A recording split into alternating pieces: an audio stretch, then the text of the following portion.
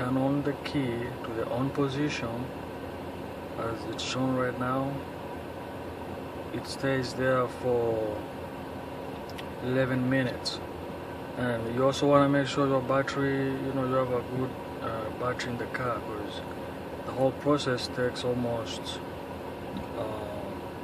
34 minutes. So you want to turn it on for 11 minutes, and then after 11 minutes you want to turn it off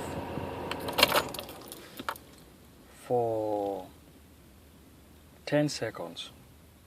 After 10 seconds you want to turn it back on for another 11 minutes, and then after 11 minutes you want to turn it off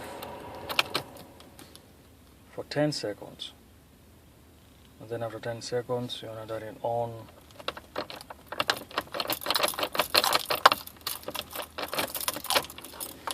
for another 11 minutes.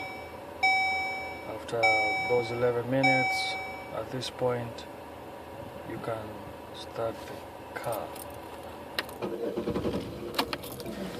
So the whole process takes almost 34 minutes, because you want to do on position for 11 minutes, and then off for 10 seconds, and then on again for 11 minutes, and then off for 10 seconds, and finally on for 11 minutes.